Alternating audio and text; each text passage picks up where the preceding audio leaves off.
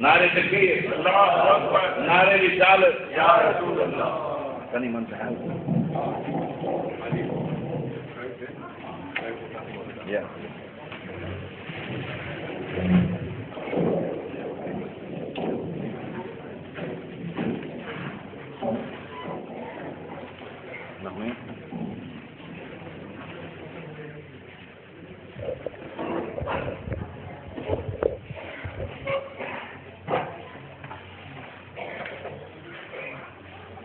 برادران اسلام السلام علیکم. نحمده ونصلي على حبيبه الكريم اما بعد فاعوذ بالله من الشيطان الرجيم بسم الله الرحمن الرحيم كل نفس ذائقة الموت صدق الله مولانا العظيم وصدق رسوله النبي الأمين الكريم ونحن على ذلك لمن الشاهدين والشاكرين والحمد لله رب العالمين.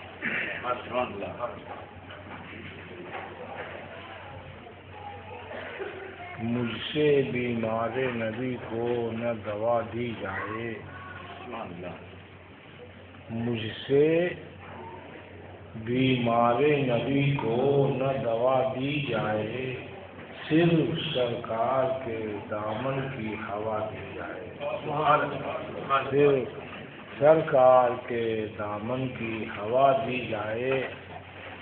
بستر مرگ پہ تسکین دل و جاں کے لیے، بستر مرگ پہ تسکین دل و جاں کے لیے یا نبی کی میرے کانوں میں صدا دی جائے. جو گزرگاہ چلی جاتی ہو طیبہ کی طرف، جو گزرگاہ رستہ، جو گزرگاہ چلی جاتی ہو طیبہ کی طرف، بس وہی راہ گزر مجھ کو دکھا دی جائے. دور کرنے کے لیے ساری بلائیں کوثر، بزم میلاد نبی گھر میں سجا دی جائے. اللہم صلی علی سیدنا مولانا صلاۃ و سلام علیک یا رسول اللہ. برادران اسلام اور معزز حضرات، آدمیوں میں بڑا اختلاف ہے. مشہور ہے رنگ اور نسل کا اختلاف، زبان اور بات چیت کا اختلاف، کھانے پینے کا اختلاف، رسم اور رواج کا اختلاف، زندگی گزارنے کے ڈھنگ کا اختلاف، عقیدے اور مسلک و مذہب کا اختلاف. مگر میرے خیال میں کسی ایک آدمی کو بھی اس بات سے اختلاف نہیں ہوگا کہ جو دنیا میں آیا اس کو مرنا ہے.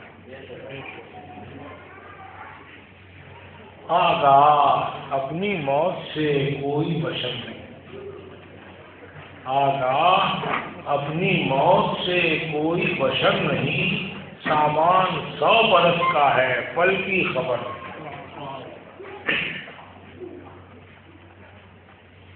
ساتھ ہی ساتھ یہ بھی لوگ تسلیم کرتے ہیں کہ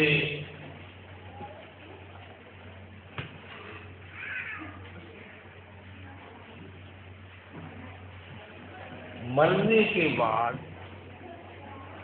کب موت ہماری آئے گی، مرنے کی، مرنے کا ٹائم اور گھڑی کب ہوگی، یہ بھی آدمی کے علم میں نہیں. آدمی نہیں جانتا کہ کب میں مروں گا. کیا ہو گیا کچھ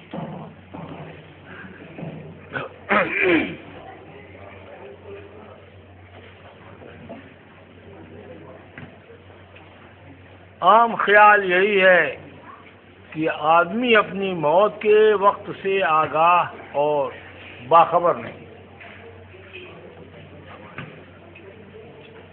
لیکن ہر آدمی کے لیے یہ کہنا صحیح نہیں. اللہ کے کچھ نیک بندے ایسے بھی ہو گزرے ہیں کہ جو اس بات سے بھی آگاہ ہے کہ ہم کب دنیا سے جائیں گے۔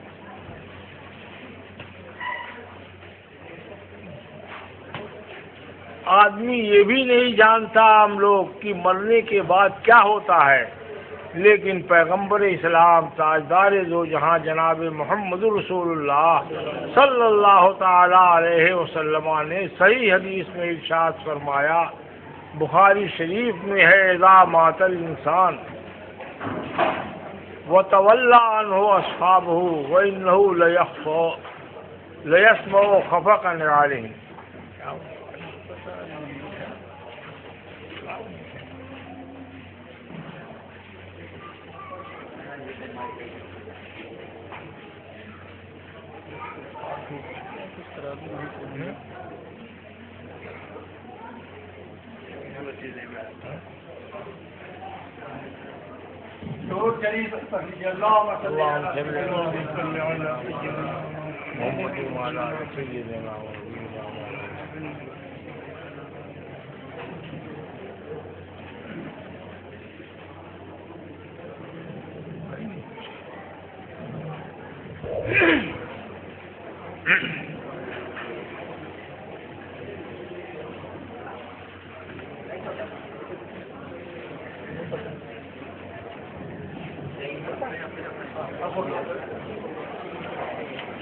درود شریف پڑھ لیجیے۔ اللہم صلی علی سیدنا و نبینا مولانا محمد و علی آل سیدنا و نبینا مولانا محمد و بارک وسلم۔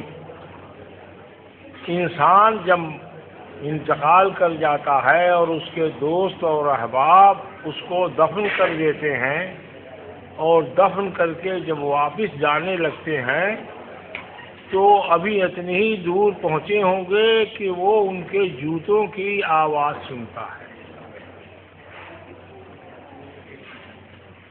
عطا ہو ملکان، تو اس کے پاس دو فرشتے آتے ہیں جو اسے ہوشیار کرتے ہیں اور اس سے پوچھتے ہیں کہ بتا تیرا رب کون ہے، تیرا مذہب کیا ہے، اور تو ان کو پہچانتا ہے یا نہیں۔ تو ہمارے اور آپ کے آقا تاجدار دو عالم جناب محمد رسول اللہ صلی اللہ تعالی علیہ وآلہ وصحبہ وبارک وسلم نے مرنے کے بعد کیا ہوتا ہے یہ بھی بتایا، اور کون کامیاب ہوگا کون ناکامیاب ہوگا یہ بھی بتایا۔ دوسری حدیث حضرت عبداللہ ابن مسعود رضی اللہ تعالی عنہ کی ہے،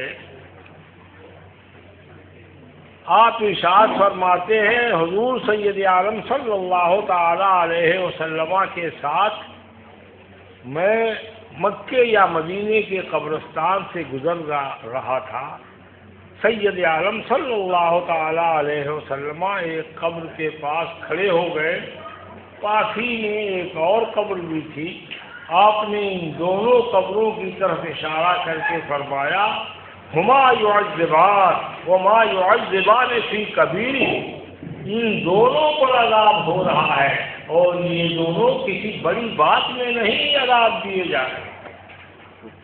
اما احدہما فکان یمشی بالنمیمہ واما الآخر فکان لا یستنزہ عن البول۔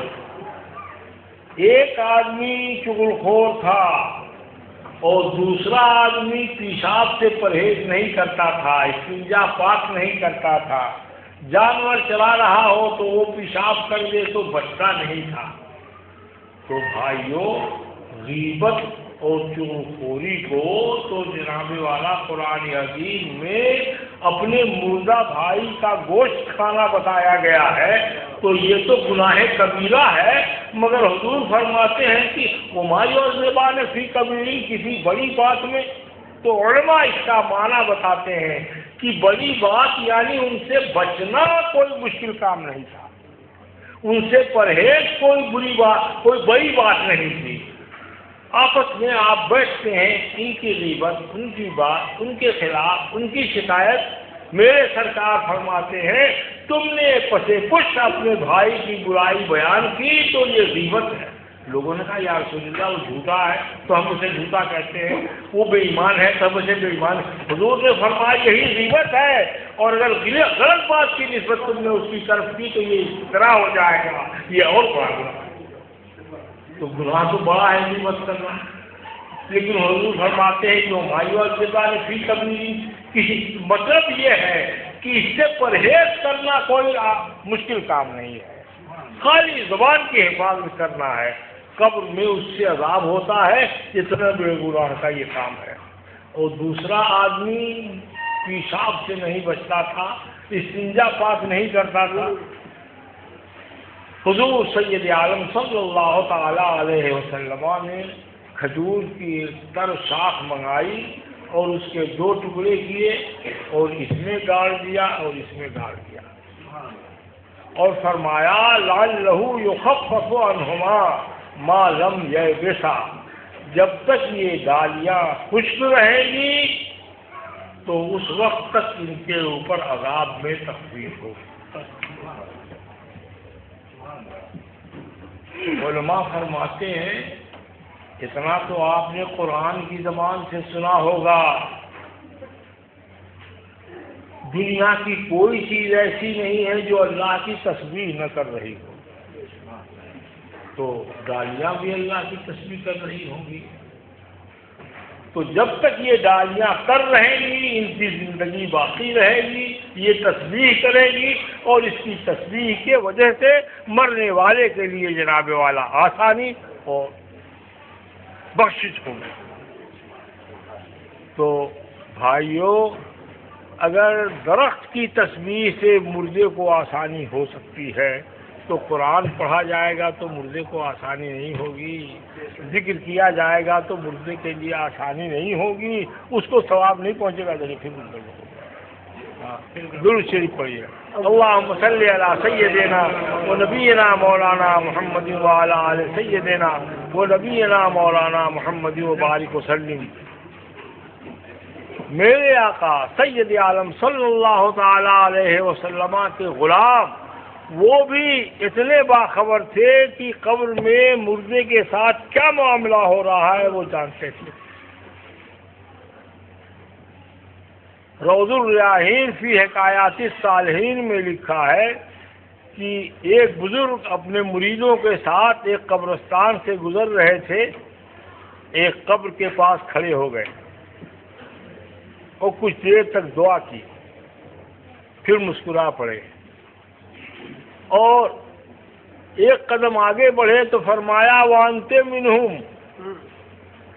لوگوں نے حیران ہو کے پوچھا سرکار یہ کیا بات ہو گئی؟ کہا کیا بتائیں، یہاں ایک فاحشہ عورت دفن ہے اور اس کے 5 گنہگار آشنا دفن ہے، مسلمان ہیں، قبر میں ان پر عذاب ہو رہا ہے ان کے گناہ کی وجہ سے۔ میں یہاں سے گزرا تو انہوں نے درخواست کی مجھ سے کہ سرکار ہمارے لیے بھی کچھ لب ہلا دیجئے، ہاتھ اٹھا دیجئے، اللہ کی بارگاہ میں گزارش کر دیجئے۔ میں نے دعا کیا تو ان 5 پر تو تخفیف ہوئی۔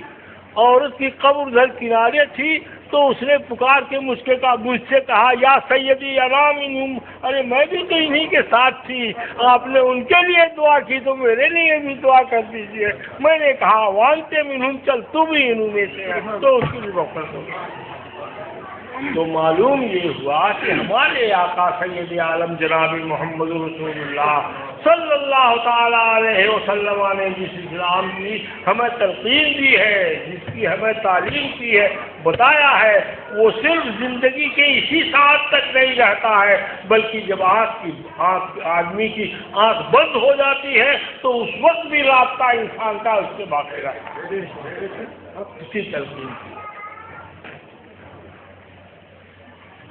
اور جاننے والے تو کیسے گزرے ہیں، ابن تیمیہ بہت مشہور آدمی ہیں اور وہ قبروں کی زیارت کرتے ہیں، اور یہ واقعہ دوسری تاریخوں میں مروی ہے۔ حضرت خیر نساج رحمۃ اللہ تعالی علیہ بہت جلیل القدر بزرگ تھے، ان کے انتقال کا وقت آیا تو گھر کے کونے کی طرف اشارہ کر کے فرماتے ہیں اصبر رحمک اللہ، تھوڑی دیر رکے رہو، اللہ تم پر رحم فرمائے۔ لأنک ما امرت لم تقضى ولکنی ما امرت بہ یقضى۔ تھوڑی دیر صبر کرو، تم کو جس چیز کا حکم دیا گیا ہے وہ قضا نہیں ہوگی، تم اس کو پھر بعد میں بھی کر سکتے ہو، مگر مجھ کو جس کا حکم دیا گیا ہے وہ قضا ہو جانے والی چیز ہے، تو تھوڑا صبر کرو۔ اور اس کے بعد ایک لوٹا پانی منگایا، وضو کیا، 2 رکعت نماز پڑھی، چادر اوڑھ کے سو گئے اور فرمایا انزے ما امرک اللہ، اللہ نے جو حکم دیا ہے آئے خود کو کر گزرو، میں نے اپنا کام کر لیا۔ سبحان اللہ۔ آپ سوچیں اور غور کریں تو اللہ کے رسول کے غلاموں میں ایسے لوگ ہیں کہ میں یہ تو نہیں کہتا کہ موت سے کہتے ہیں کہ رک جا، مگر جناب ملک الموت سے ضرور کہتے ہیں کہ نماز پڑھنے میں۔ سبحان اللہ۔ اللہم صلی علی سیدنا و نبینا مولانا محمد وبارک وسلم صلاۃ و سلام علیہ یا رسول اللہ۔ میرے پیغمبر نے فرمایا الدنیا مزرعۃ الآخرہ، یہ دنیا آخرت کی کھیتی ہے، یہاں جیسا کماؤ گے ویسے ہی کاٹو گے۔ ہمارے سرکار سید عالم صلی اللہ علیہ وسلم نے جو کہا اس پر عمل کر کے بتایا۔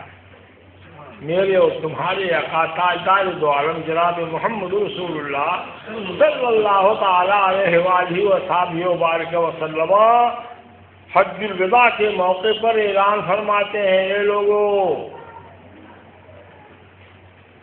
ہو سکتا ہے کہ تم آئندہ سال مجھے نہ دیکھ پاؤ، تو دیکھو انتم تسالون عنی، تم مر کے جب خدا کے حضور حاضر ہوگے تو تم سے میرے بارے میں پوچھا جائے گا کہ میں نے تم کو ہدایت کی یا نہیں، اسلام کا پیغام پہنچایا یا نہیں، دین کا سچا رستہ بتایا یا نہیں۔ تو حضور سید عالم جناب محمد رسول اللہ صلی اللہ علیہ وسلم سے 1,24,000 غلام اس وقت حجۃ الوداع میں سرکار کے دلوں اور ان کے ساتھ میں تھے، ان سب لوگوں نے بیک زبان کہا قد ادیتا وبلغت ونصحت یا رسول اللہ، آپ نے خیر خواہی ہماری خوب کی، خوب اللہ کا پیغام پہنچایا اور ہم سب کو آپ نے اس کا قائل کر دیا۔ فرمایا اللہم اشہد، اللہم اشہد، یا اللہ یہ دنیا والے میرے تبلیغ کی گواہی دے رہے ہیں، تو بھی اس پر گواہ ہے۔ تو حضور سید عالم صلی اللہ علیہ وسلم نے اپنے تبلیغ کے بارے میں یہ اطمینان کیا کہ 1,24,000 انسانوں سے اس کی گواہی بارگاہ الہی میں میدان عرفات میں یا میدان منی میں حضور صلی اللہ علیہ وسلم نے ادا کروائی۔ یہ حدیث آپ کو سیاہ ستہ میں ملی۔ حضور سید عالم صلی اللہ تعالی علیہ وسلم نماز پڑھنے کے لیے جا رہے ہیں، ایک بیک خیال آ گیا کہ 6 درم گھر میں رکھے ہوئے ہیں یا 6 اشرفیاں، تو حضور سید عالم صلی اللہ تعالی علیہ وسلم نے ارشاد فرمایا کہ میں نے سوچا کہ زندگی کا کیا اعتبار، یہ کہیں روپے رات میں رہ جائیں میرے گھر، اس لیے میں نے ان کو اللہ کے راستے میں دے دیا۔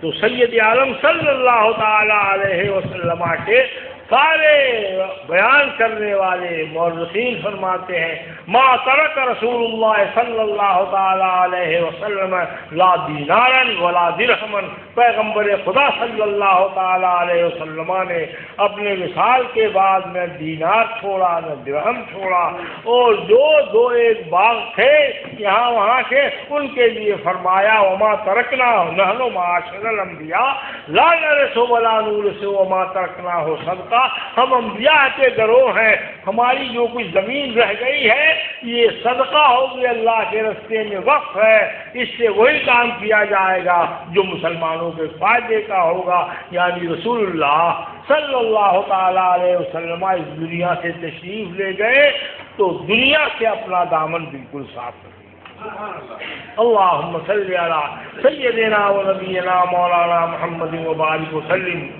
ہمارے آقا دو عالم صلی اللہ تعالی علیہ وسلم کا پروردگار قرآن عظیم میں ارشاد فرماتا ہے، ہم مجرموں اور گنہگاروں کو حکم دیتا ہے وَلَوْ أَنَّهُمْ إِذ ظَّلَمُوا أَنفُسَهُمْ جَاءُوكَ فَاسْتَغْفِرُوا اللَّهَ وَاسْتَغْفَرَ لَهُمُ الرَّسُولُ لَوَجَدُوا اللَّهَ تَوَّابًا رَحِيمًا. جن لوگوں نے اپنے نفسوں پر گناہ کیا، بارگاہ رسول میں حاضر ہوئے اور انہوں نے اللہ کے سامنے مغفرت طلب کی اور اپنے گناہ سے توبہ کیا اور سید عالم نے بھی ان کی سفارش کر دی، تو یقیناً اللہ پاک کو بخشنے والا اور رحم کرنے والا.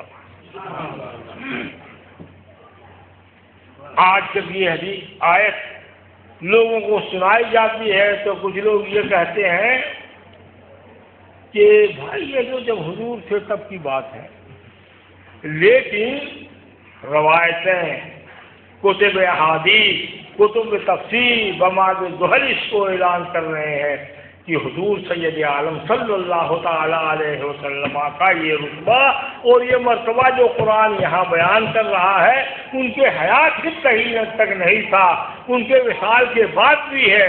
چنانچہ حضور سید عالم جناب محمد رسول اللہ صلی اللہ تعالی علیہ وآلہ وصحبہ وبارک وسلم کے وصال کے بعد ایک دیہاتی جو حضور سرور عالم صلی اللہ تعالی علیہ وسلم کے چاہنے والے تھے آئے.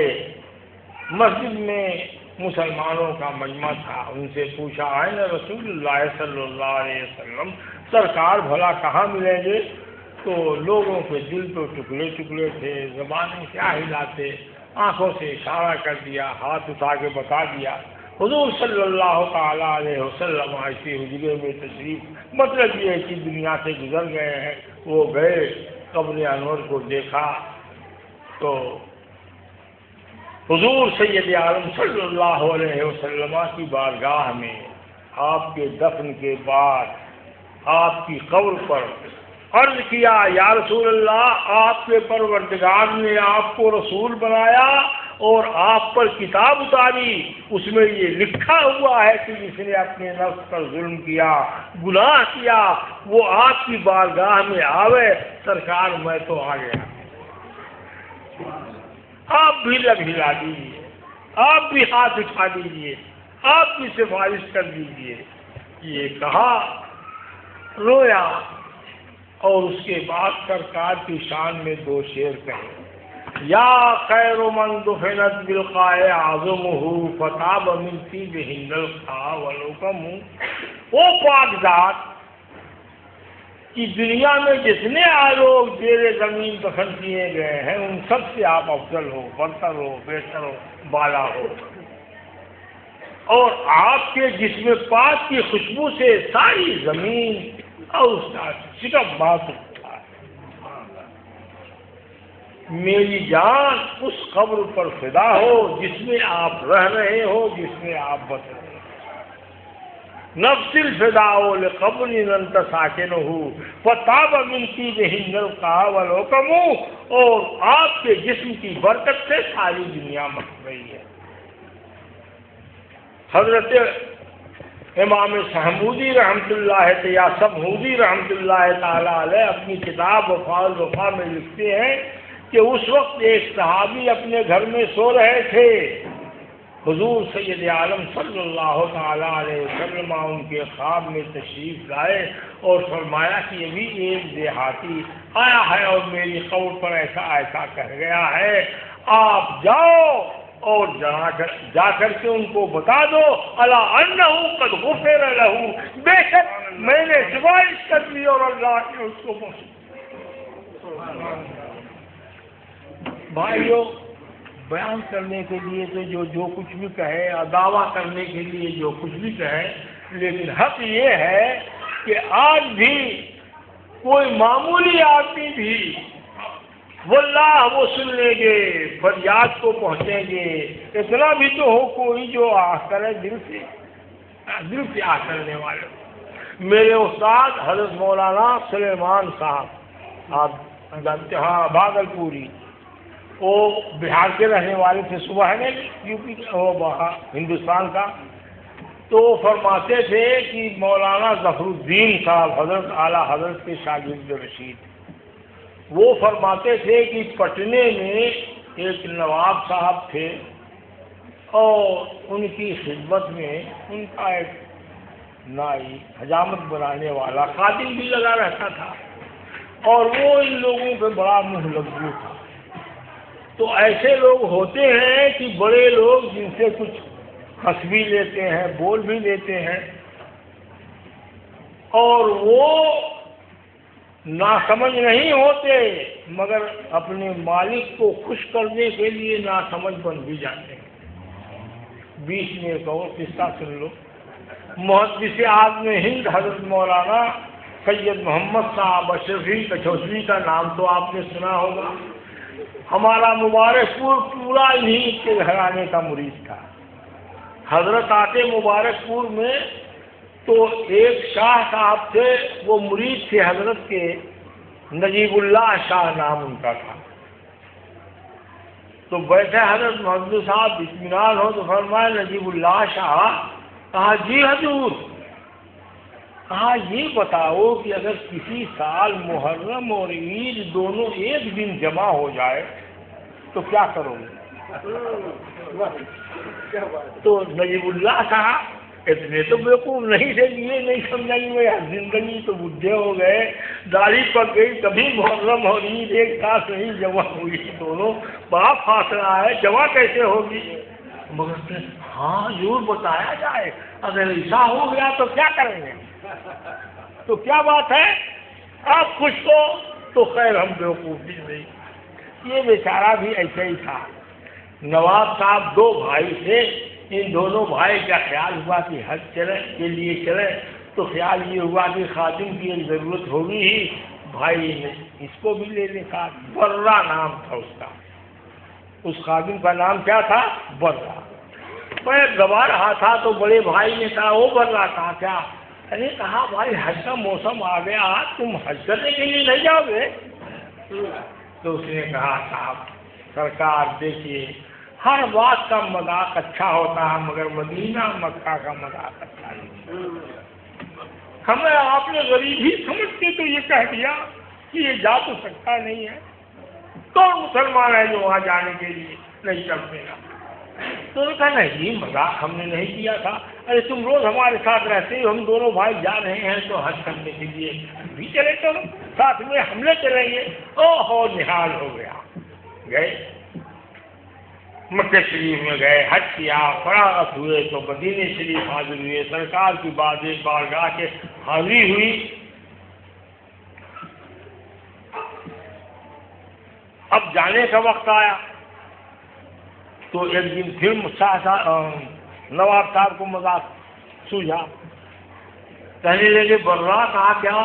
ارے کہا بھائی حاجی ہو گئے، مدینے کے زائر ہو گئے، زیارت کر لیا، یہاں سے کچھ پروانہ بھی اپنے لیے بنوایا ہے کہ ایسے ہی چلے جاؤ گے؟ تو کہیں پروانہ یہاں سے ملتا ہے، رسول اللہ صلی اللہ علیہ وسلم سے پروانہ مانگو۔ تو بیچارے نے سمجھا واقعی کوئی کچھ لکھ پڑھ کے ملتا ہوگا، پہنچ گیا، زاروں مزار رو رہا ہے، یا رسول اللہ ہم کو سنا تھا کہ آپ کی بارگاہ میں غریب اور امیر سب برابر، لیکن آج آپ نے نواب صاحب کو پروانہ دے دیا اور ہمارا پروانہ نہیں، جو پروانہ ملے ورنہ ہم یہی سر پٹک کے مر جائیں۔ آنکھ لگ گئی تو ہاتھ میں اس کے کسی نے پکڑا دیا، آنکھ کھلی تو دیکھا ریشم کا کپڑا ہے، لکھتا ہوا ہاتھ میں ہے۔ اب یہ بیچارہ جو پڑھا لکھا کیا کہا، واہ پروانہ مانگ رہے تھے، مل گیا، نہال ہو کے گیا، پہنچا نواب صاحب کو، نواب صاحب پروانہ مل گیا۔ تو اب نواب صاحب سے حیران ہونے کی باری تھی، ہنسی کی ٹھیس حقیقت میں شک نہ بن جائے، ہنسی کی ٹھیس حقیقت میں سچ نہ بن جائے، مذاق ہم نے کیا تم لگے قسم کھانے۔ نواب صاحب نے مذاق کر نہیں کیا تھا اور جناب والا برلا نے اس کھولا، پڑھا، اس پر نور کے الفاظ میں لکھا تھا البرۃ بریء من النار، برا جہنم کی آگ سے بری، البرۃ بریء من النار۔ تو بھائی بات یہی ہے کہ واللہ وہ سن لیں گے، فریاد کو پہنچیں گے، ایسا بھی تو ہو کوئی جو آہ کرے دل سے۔ حضور سید عالم جناب محمد رسول اللہ صلی اللہ تعالیٰ علیہ وسلم جو دین ہمارے لیے اور آپ کے لیے لائے، اس میں انہوں نے ہم کو اپنے گزرنے والوں سے بالکل الگ نہیں چھوڑا ہے۔ دیکھیے مولانا لوگ جو کتاب پڑھتے ہیں، پڑھ کے فارغ ہوتے ہیں، ہدایہ آج 800 سال سے یہ کتاب مولویوں کے درس میں ہے، سب پڑھتے ہیں۔ اب یہاں آ کے جو جھگڑا کریں اس میں یہ لکھا ہوا ہے کہ للمرء ان اجل ثواب اعمالہ من صدقۃ او صلاۃ او صیام او غیرها لمن شاء۔ اللہ تبارک و تعالی جل جلالہ و عم نوالہ نے مسلمانوں کو یہ حق دیا ہے، اختیار دیا ہے کہ اپنے نیک عمل کا ثواب اپنے مردہ بھائیوں کو پہنچائیں۔ اور بات بھی ٹھیک ہے جی، ایک دو بات ہے۔ حضور صلی اللہ تعالیٰ علیہ وسلم ارشاد فرماتے ہیں اذا اتیتم المقابر فقولوا السلام علیکم دار قوم مومنین انتم سلفنا ونحن بکم لاحقون انشاءاللہ۔ اے مسلمانوں، جب تم قبرستان پہ جاؤ تو اس وقت میں تم کہو السلام علیکم، تمہارے اوپر سلام ہو اے مسلمانوں کے گھر والوں۔ اور سبحان اللہ، وہ آبادی ہو گئی ہے، وہ ہاں مسلمانوں کا گھر ہو گیا۔ اے مسلمانوں کے گھر والوں، انتم سلفنا ونحن بکم لاحقون، تم پہلے آ گئے اور ہم بعد میں آئیں گے انشاءاللہ۔ یغفر اللہ لنا ولکم، اللہ تمہیں بخش ہے اور ہمیں بخش۔ تو ایصال ثواب یہ اجر ہے، اور یہ سن لو سوائے معتزلہ کے کلمہ پڑھنے والوں میں کسی قوم نے اس کا اختلاف نہیں کیا، صرف ایک معتزلہ گمراہ فرقہ ہے۔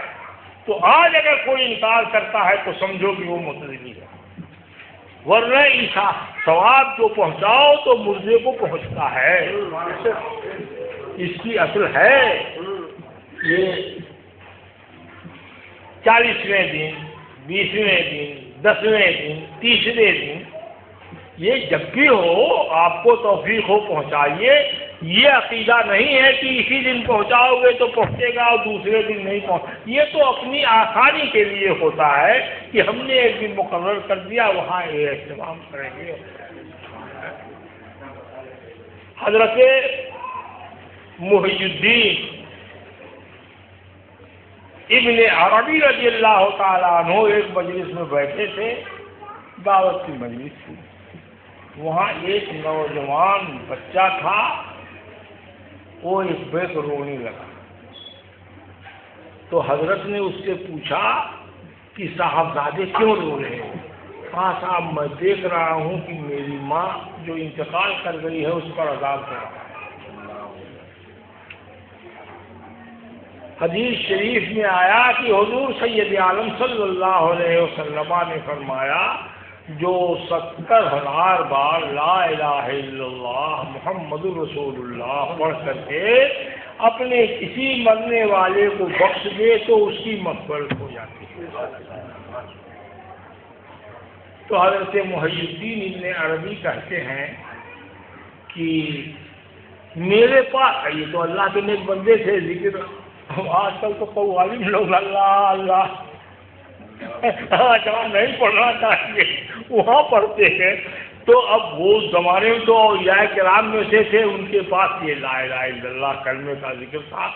اعلیٰ حضرت فرماتے ہیں کہ کلمے کا ذکر کرو تو پورا کلمہ ساتھ دو، تو میں نے کہا کہ ابھی بیچاری کی ماں کی پریشانی میں نے اللہ تبارک و تعالیٰ سے عرض کیا پروردگار ان کلموں کا ثواب پہنچ جائے اس کی ماں کو.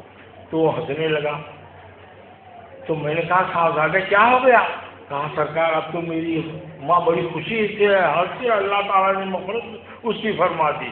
تو حضرت محی الدین عربی ابن عربی کہتے ہیں کہ یہ حدیث بخاری کی نہیں تھی کہ اتنا کلمہ پڑھو تو بخش دیا جائے گا، مسلم کی نہیں تھی، مگر بزرگوں نے اس کو لکھا تھا اور حدیث کی کتابوں میں تھی. تو میں نے اس بات کا یقین کہ واقعی یہ حدیث ہے اس بچے کے کشف سے کیا. نہیں سمجھا؟ یعنی اس بچے کی ماں پہلے رو رہی تھی، میں نے بخش دیا تو جناب والا وہ خوش ہو گئی اور اس سے عذاب اٹھ گیا. تو مجھے یہ پتا چلا کہ یہ حدیث صحیح ہے، جبھی تو میں نے وہ عمل کیا تو اس کا فائدہ اس کی ماں کو پہنچا. اور اس حدیث سے مجھے یہ پتا چلا کہ یہ بچہ جو بتا رہا ہے کشف کی بات اپنے وہ صحیح ہے، واقعی اس کی ماں پر عذاب ایسا ہوا. تب تو میں نے پڑھا اور اس کو فائدہ پہنچا. تو حدیث سے میں نے کشف کے ساتھ صداقت کا پتہ چلا کہ بچے کا کشف صحیح ہے، اور کشف سے میں نے اس لیے کا پتہ چلا. تو ایصال ثواب اور بزرگوں کو اعمال خیر پہنچانے سے انکار کرنا یہ آدمیوں کا کام نہیں ہے. مسلمانوں کا کیا ہوگا؟ آدمیوں کو کام نہیں ہوگا. بھائی ہر آدمی چاہتا ہے کہ اپنے رشتہ دار، اپنے اعزا و اقربا نہیں جی سارے مسلمان اللہ کی بارگاہ میں کچھ کمی نہیں ہے. حضرت علامہ شامی رحمۃ اللہ تعالی علیہ اپنی کتاب ضرور مختار کے حاشیے میں لکھتے ہیں کہ وہ جو میں نے ترگالی قول پر ڈالنے کا ذکر کیا تھا آپ سے کہ حضور نے ڈالا، تو اسی حدیث سے علماء یہ فرماتے ہیں کہ مردوں کی قبر پر ہے جب ڈالی کی تصویر سے مغفرت ہوگی تو پھول تصویر پڑے گا تو نہیں مغفرت ہوگی، تو بدرجہ اولا اس لیے علماء نے ڈالنے کا حکم دیا ہے.